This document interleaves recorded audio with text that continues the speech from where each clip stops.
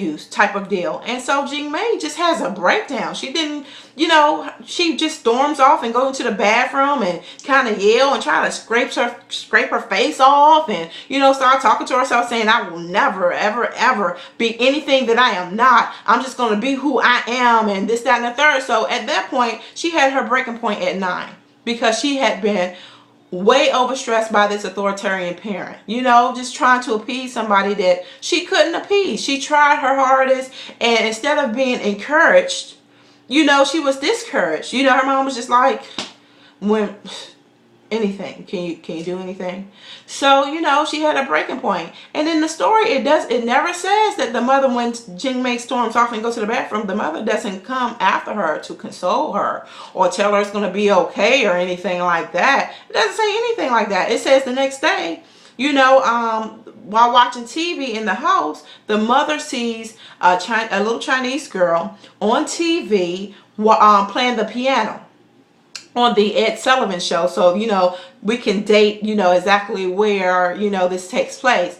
And so, and plus Shirley Temple, of course, of course, that's like old. So, or mature rather. That's the sensitive word, mature. So, anyway, yeah, so she's looking at this girl. So she's demanding Jing Mei to come and watch TV now. And look at this. Look, see, look what she's doing. You can do it too. And so Jing Mei is identifying with this little girl. She was like, yes, she could identify with the little girl because the little girl looked like she went to the same salon way back when to get the Shirley Temple curls, and it just didn't come out right. So she's like, okay, this little girl probably has the same type of parent that I have. So she was like, I see where she's coming from. She had to learn, okay, I'm not in this by myself. However, Jing Mei's mind is set at this point in time. She was like, I'm tired of being disappointment. So instead of trying my best, I'll just not try at all. I'll just, set my standards low. And that's what she did. So the next day, the mother, since she saw, the young lady on the Ed Sullivan Show playing the piano, the mother goes out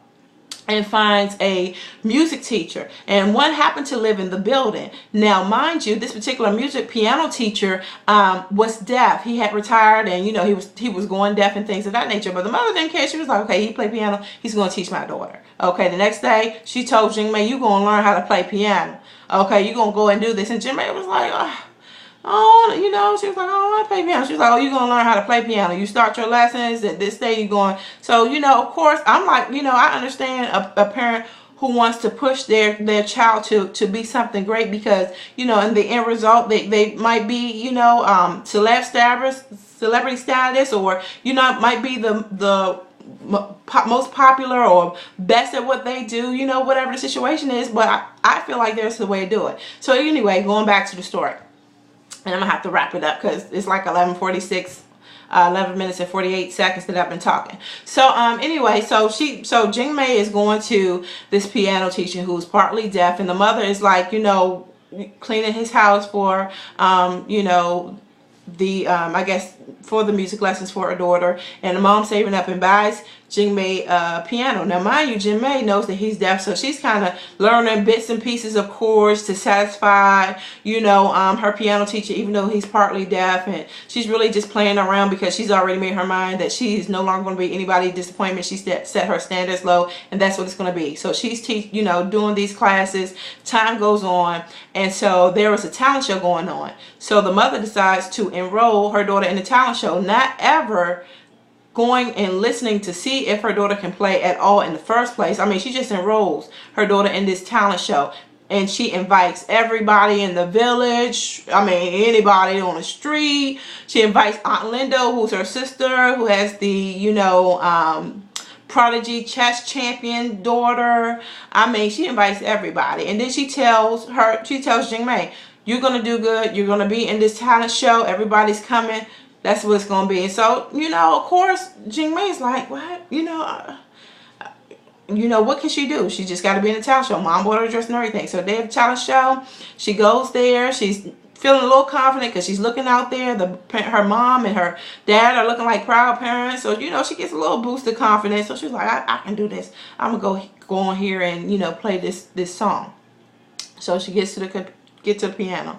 She started playing the music, and at first she thinks she's doing good. Then she realized, okay, I'm missing notes. I'm not playing so good. So she looks in the audience, and so what became smiles became frowns and became nervous looks, and once again disappointment from her parents. That's what she sees out in the audience. Not only disappointment, but in humiliation and embarrassment, because she's invited all these people out, especially Aunt Lindo and her prodigy child. Just after the mother been bragging on her and everything. You know what I'm saying? So once again, in this little child's life, she has been shown disappointment. She's been shown where she can't amount to anything. So the next day, Jing Mei thinks that that's over. She ain't ever gonna have to play piano. The mom's like, "You gonna get back on that piano," which I understand. I understand that point.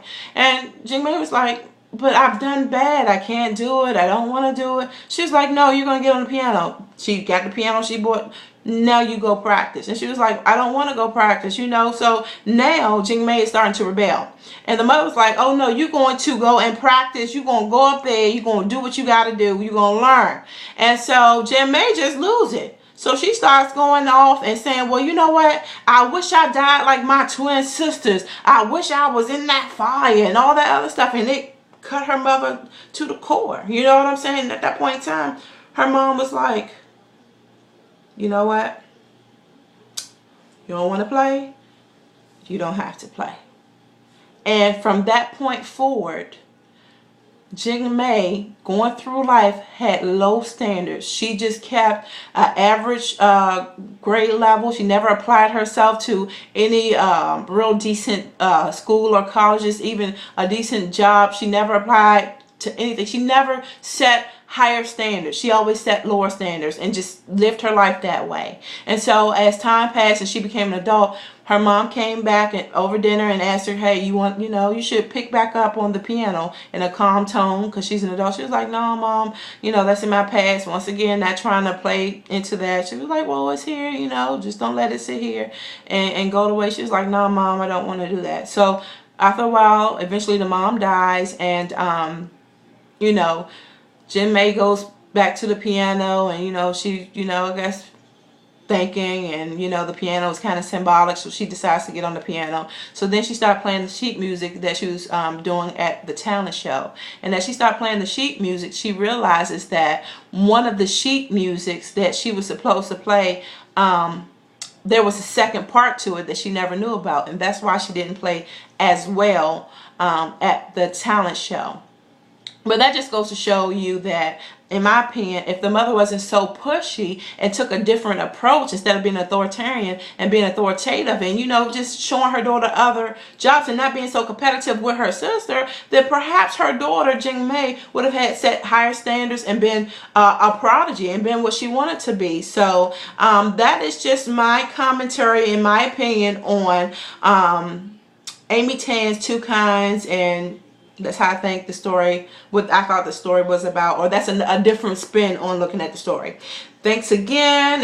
I'm at almost 17 minutes, so I'm going to end. Love, peace, and be blessed. Bye.